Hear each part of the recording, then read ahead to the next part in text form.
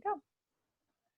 Hi, everyone. I'm Melissa Spaulding. I am a licensed clinical mental health therapist and owner and primary therapist at Guided Wellness Counseling Services in Southern Utah. And I'm so excited to be joining you all today, either live or if you're watching the recording later, welcome. Today, we're going to be talking about how you can reduce your anxiety by focusing on what you can control. And we're going to be using a perspective, a tool called locus of control. So just a little bit about how I use this with my clients and why I'm handing it off to you all today. In my counseling practice, I primarily work with really ambitious women that struggle with depression, anxiety, and trauma. And with all of those things, oftentimes there's this huge experience in their life or just sensation of being out of control. One of my friends who's recording this right now and was able to schedule this class was reminding me that when we are so confident that we don't have control over anything, that's when we oftentimes have depression. And when we're so, sometimes confident that we have to control absolutely everything, then we're anxious. So it's really important to find that balance between I don't have control over anything and I have to be in control of absolutely everything. When we find that balance, that's when we can be in harmony, and that's called locus of control. So what you'll find is if you are, let's see here if I'm able to put in chat right now, if you're watching this live, I'm going to put a link in the chat to send you a worksheet. And if you're watching this as a recording, I will find a way to get you the link as well. But what I'm sending you guys right now is a worksheet so that you can sort of visualize locus of control, because I'm a very visual learner. The idea behind locus of control is that there are things outside your control and things inside your control, and both are constantly happening. So the way that I look at this, for those of you guys that don't have the worksheet in front of you right now, is this inner circle right here is what you can control. And yes, I did purposely make this circle much bigger. Or maybe that's just my eyes, because I like to be in control of things. This part always looks bigger than me. And then this outside ring are the things that you cannot control, all right? So both are constantly happening, and they're happening at the same time as each other. Oftentimes, people are either more focused on their internal locus of control, or they're more focused on their external locus of control. There's pros and cons to both. Often what I see with my clients is that when we are feeling like everything is on the outside, right? Everything is beyond our control. Oftentimes we feel like a victim. We feel like we have a life that we can't manage or is constantly out of our grasp. We feel like everything is left up to luck. And it can be very disempowering to feel like everything, there's nothing that you can do to change anything.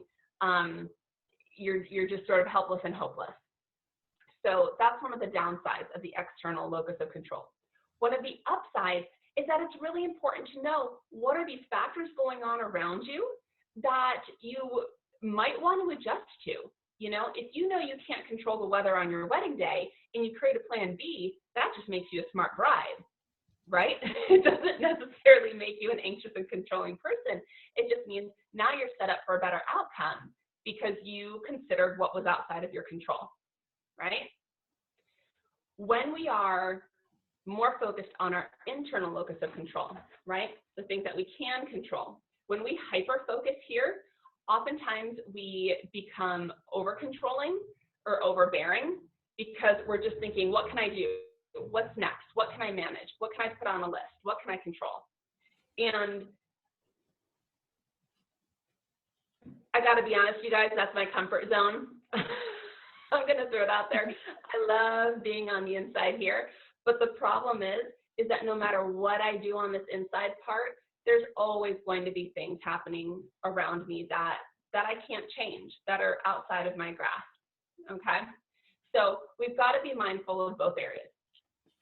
I want to share with you all a story about how locus of control played out in my life to kind of flesh out this idea and get you thinking about some of your own story, some of your own situation that you might be finding yourself in. It's a little bit of a complicated story, but I'm going to share it with you anyway, because when we're in life, these stories are complicated, right? I wouldn't be teaching this class if stuff was super simple. So right now I'm in Utah and I'm a licensed therapist. But before I moved to Utah, I was licensed in Texas. That was the very first state that I lived in. As a counselor after my master's, I got licensed, easy peasy, lickety split, not a problem. It was like a 2-page application. It was great. I moved to Arizona, and when you're a therapist, you don't get to take your counseling license with you. You have to reapply in every state you go to. And at least right now, we're hoping that will change. But I got to Arizona and they said, you know what, we're not going to take your Texas license because you don't have the same hours. I was 200 hours short, right? When you're a therapist, Texas wanted 3,000 hours, Arizona wanted 3,200. Oh gosh. So I asked if I could just make up the 200 and they said, well, we can't tell you. You just have to apply. So I applied, and here comes the ending of the story. They said, we need your supervisor from Texas who supervised your hours to send us this form saying she knows you were the one that got those hours. And I said, okay.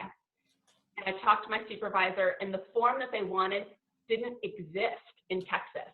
There was no way you could have sent it in because it didn't exist. And so I had to go back to the Arizona board and say, I can't send you this form. It doesn't exist in the state of Texas. We don't have it. And they go, well, then I guess your hours don't count. Oh gosh. You have to start all over. 3,200 hours.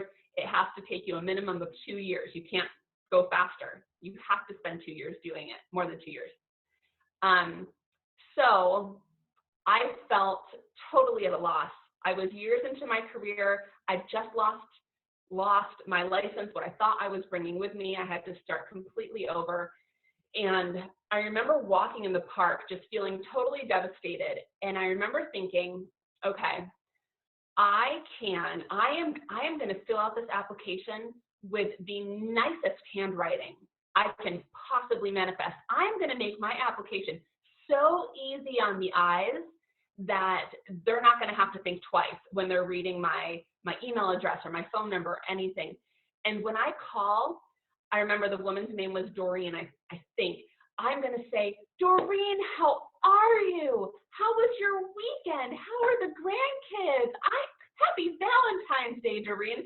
I was just going to, because I was on the phone with this woman a lot, I was just going to be so sweet and so friendly and so appealing that they could not find any reason to have an issue with me. It sounds silly, right? But at the end of the day, I couldn't control whether or not they gave me my license. That was a decision that they made. All I had was a paper application, manners, and I could put my nose down, smile, and try to do my hours in those 2 years that it took. And the benefit of all of that is I got my power back, right? I got to say, here's what I can do. I'm not alone in this. There are things that I can manage. Alongside with that, I could also manage how I controlled my stress, right? Doing yoga. I made sure that if I had to call them, I would, try to call at a time when call volume was low so that I wasn't on hold constantly. I double-checked all of my supervision work. There were things that I could do, right?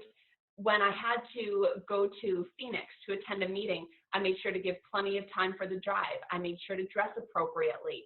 I stayed for the whole darn thing instead of just showing up for my appointment. There were things that I could do to help myself know that I was doing everything I could do, because ultimately that final choice wasn't going to be up to me. That final checkbox was not up to me.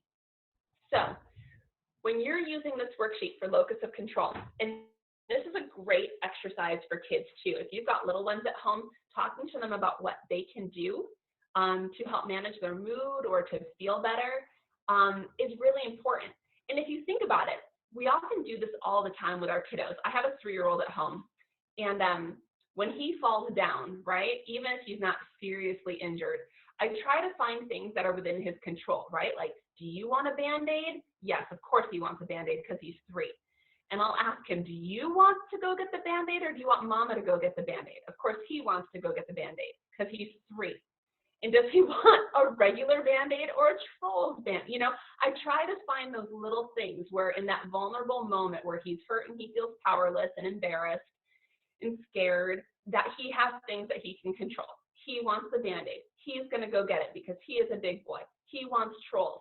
And all of a sudden, now he's back in control and feeling better, right? It's little things, you guys. Our brain, a lot of people will say, Melissa, this is just mind games. You know what? Our mind likes predictability, and it likes knowing that there are things we can take action on, right? If you want to call that a mind game, you can. If you want to call it an intervention, I call it an intervention.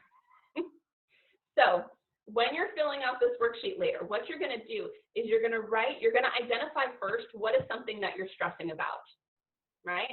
That's the first thing, because otherwise your brain's going to go all over the place and it's not going to know what to do. So you're going to focus on one stressor, like me getting my license. It could be managing your meals at home, working from home. It could be visiting your family, right? If we were in a time where we were visiting families. Right now we're not. You're going to write down on the inside all of the things that you can control. And on the outside in this blue circle, you're going to identify the things that you can't.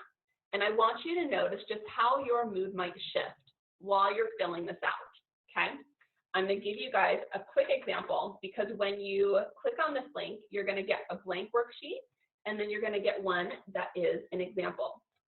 So in this example, I wrote, when I completed this exercise example, I had in mind feeling overwhelmed with my day and my list of to-dos. I'm sure you guys can relate to that, those days where you get up and your to-do list just feels like a mile long, right? So what I had in my internal locus of control is when I had this gigantic to-do list, I realized things I can control is doing a meditation. I know that that's something that helps me when I'm feeling overwhelmed, is taking 10 minutes to do a meditation. That's within my control. I can also choose to delegate a task to another day. Why? Because it's my darn to-do list. I can delegate things where I want to. I can ask for help. I can focus on being on time because I hate being late and it makes me anxious. So that's a big one. I can focus on one thing at a time. I can eat regularly and stay hydrated. You guys, these are important things. How many of you feel flustered or get hangry when you've not eaten and you're dehydrated? A ton of us, a ton of us. And so when I'm managing my to-dos, it's not just about that list. It's about what can I do to preserve myself and my wellness in the midst of all of this, right? Things in the external locus of control, because these are important to identify, you guys too, is I can't control traffic and crowds. I just can't. They're always going to be there. I can't choose how fast people respond to my text and emails. How many of you guys have had that experience? You text someone and then you're just waiting. And you're waiting and you're staring at your phone and it's driving you crazy, right? I can't control if other professionals are on time. So if I show up for a doctor's appointment, my daughter had a doctor's appointment this morning, we got there on time. We couldn't control whether the doctor started on time or not, right? So we just breathe. I can't control other people changing their plans last minute, canceling, other people's moodiness. Those are the things that we can't manage. And it's okay to write those down and say, you know what, there are things happening in my life that are out of my control, but there are things that I can do, even if it's just information gathering, that I can manage, right? I was working with a client once who had a health concern, and she wasn't sure of her results yet. She'd gone for some testing. It was a long time ago. And something that we had talked about is, you know, we can't control at this point whether or not you have this health concern, but we can control you rallying your support system ahead of time before you get your results. If your results are negative, great. Now you have your list for who you're going to invite to the party to celebrate. And if your test results are positive and that's upsetting, then great. You already have a list of people to call to say, I need you to bring me dinner, right? So what can we do regardless of the results? We can increase your support system. You can start doing education right now about what you would want to do if your test result is positive. You can start doing meditation to manage the stress of just waiting regardless of your results. There's always things that we can do. It might not be the things that you want to do, but there's always things that you can do. So I'm going to leave you guys with just one more idea, two more ideas actually. The first one is what to do when those outside influences start to close in on you, right? You've done everything you can within your locus of control and people are still late and people are still moody and your doctor's appointment got canceled, and now what do you do because that still bothers you? The answer is self-care. That's when you say, okay, I did everything I could within my locus of control, crap still happened, and now I'm gonna go take a hot shower and eat a good dinner and put myself to bed because that's what I need to do. Those things will happen, and how we deal with them is self-care, right? The second thing that I want to address is when we have a part of ourselves that is rebelling against that idea of control. And so I'll give you guys an example because I'm sure you've had days like this. 2 weekends ago, I was having just a super irritable day. I was just in a bad mood. I was in a bad mood all day, and I knew it, and I couldn't make it go away. And I remember sitting on the couch and remembering I didn't take my vitamins. And I know when I take my vitamins, I feel better. This is like 7 o'clock at night, I realized this. And I remember thinking to myself, I don't want to take my vitamins. Taking vitamins is stupid. I'm not getting off the couch. You can't make me take my vitamins. Like, I know they will make me feel better, but sometimes when we get in that spot, we're like, I don't want to do my meditation. It's not going to change the situation. I don't want to do my yoga. I've been doing it for months and I'm not any more flexible, right? We fight ourselves on, I've been eating healthy for 2 months and I'm still overweight, and all of these things. We fight ourselves on the things we can control. So what do we do when that happens? I encourage you to be patient and listen to that voice, right? It's like a toddler that's dying for our attention. And we all know, and as you guys know, I'm living with a toddler right now. When that toddler wants attention and you ignore it, what does it do? It gets louder, meaner, and before you know it, it is on the floor tantruming, and now you really are in trouble.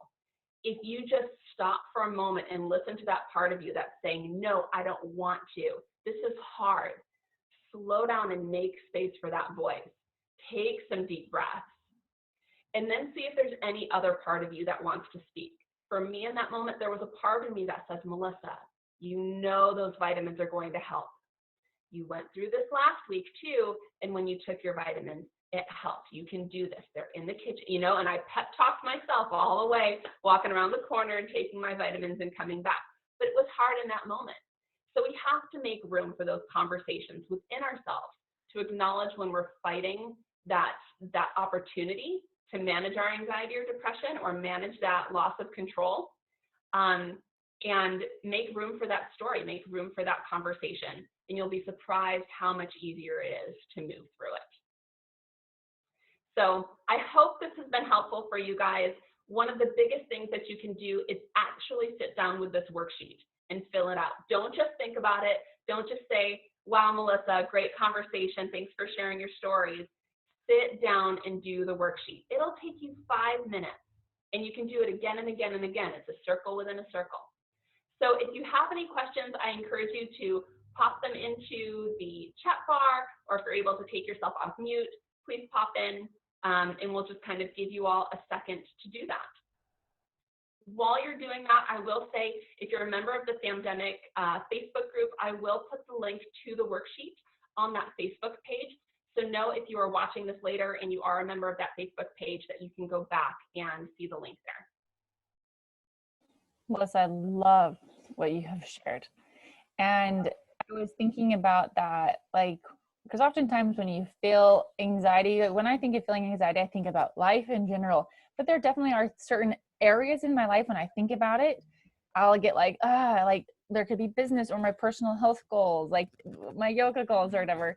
And then I was thinking, what about for my business goals? Like when I'm feeling anxious, I can write down the things I can do right today for my business and the things that I can't. And that helps you feel way more in control. And so that thought came to me is understanding different categories, and you can apply that in so many different ways. Absolutely. And brilliant. So I have a question. Yeah. Okay. Sometimes it feels like it's hard to just make that transition from, especially when it's an angry situation. you know, where somebody says something or does something and it upsets you. And so my first reaction is just to tense up and get mad and starts yelling. And the idea there is obviously what to try and avoid that in the first place. So is there like a transition from, you know, I mean, I understand like fill out the worksheet, but like, I don't think that's my first reaction. I don't think that's going to be like, I'm so mad. Where's my worksheet? Right. Absolutely. So I'm trying to see like how I could like put myself in the position. I mean, you know, I hope I'm making sense with that question. Yeah, I think you are, Karen. So I'm imagining myself in situations like that, and in thinking, you know, how have I worked through that, and how have I advised my clients to work through those moments? And I think one of the biggest things is my answer for today would be to make space for that emotion in a safe way that is safe for you and safe for other people. And then you've got to do some repair work, because oftentimes if we've gotten to that point, we're not responding just to that situation, we're responding to a buildup to that situation. Maybe other stuff has happened in the day or in the week or in the month, and now we're just overcome and out of control, and we don't want to do our stupid worksheet, right? And you're right, in the moment, is not always the best time to use these worksheets. These worksheets are even better when they're used proactively. If I can give you a quick story, maybe this will resonate with you. When I moved to Utah a couple years back, I'm going to out myself. I was really late in getting my Utah driver's license. I didn't realize you were supposed to get it like your first 3 months here. I didn't know there was a time frame. And so when I realized that had happened, I was rushing and doing everything I could to get my driver's license ready. It took me like another month to gather all the documents. And when I finally got to the DMV, I walked in on a Friday after working so hard to get there on time. And I walked in at like 4:55, and the woman behind the counter said, "You know we close in 5 minutes, right?" Now, I'm not a violent person, but I wanted to just slam my hand down on the desk and say, "Give me my darn driver's license." I was so mad because I worked so hard to get there on time for a month. I'd been trying to get my documents in line, and then she had an attitude with me. Why she had an attitude, I don't know. Perhaps there's something going on in her personal life. Maybe she didn't get to eat lunch that day. What I did is I smiled as best as I could, and I presented my documents. I got my driver's license. I went in my car, and I broke down and sobbed. I cried all the stress out. I cried all my anger out. I turned up the radio real loud, and then I drove myself home and had a nice dinner. So the lesson of that story basically is, in that moment, was there anything I could do? No. It was 5 minutes to 5. She was simply stating the facts. I was bringing in a month's worth of baggage. What I could do is I could smile, nod, go to my car, and make time and space for all that emotion that needed to come out. And in my car was the appropriate and safe place for me to do that. Does that help? Does that make some sense? Yes. Yeah. Okay. I mean, I think what it sounds to me like is that some of it's going to just take practice, because we're really used to just, you know, reacting to the emotion immediately.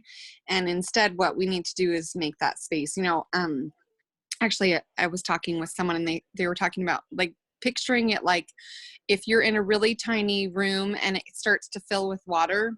Mm-hmm. When you start to feel like you're drowning, you're going to start to panic because you're drowning.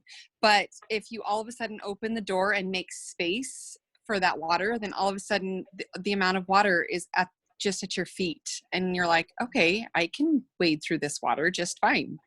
Mm-hmm. So I like, you know, just kind of a reminder of that, making space for those feelings. Like, it's okay to be angry, but your reaction is what really causes the most trouble. So make space for that. Yeah. Yeah. Absolutely. And you know, it's funny because a lot of times there are things that are within our locus of control, but we write them off and we say, oh, I couldn't do that. Right? Like I'll have people come in and say, you know, they're unhappy with how much they're making at work. And I'll say, well, have you thought about talking to your boss? Like I can send you some YouTubes on how to talk to your boss about asking for a raise. And they'll go, oh, no, I couldn't do that. Okay. Like maybe that's legitimate. Maybe they have a boss that's verbally abusive and that is not safe for them to do. They could get fired.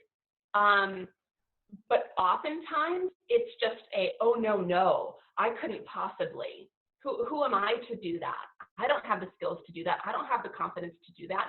Oh, I can't ask my husband to make dinner on Friday nights. He's already working hard. Oh, really? Really? Yes, you can. Yes, you can ask. It is a practice sometimes too, in the sense that we have to open our mind to what it is possible for us to control, because a lot of us have a long list of all the things we've told ourselves we're not allowed to do. Yeah. Perfect. Thank you, Karen, for that question and that perspective. I love that story about opening the door to let the water run out. Yes, and thanks for your advice for sure. Awesome. I enjoyed today. Great. Any other questions or thoughts? Those of you watching live?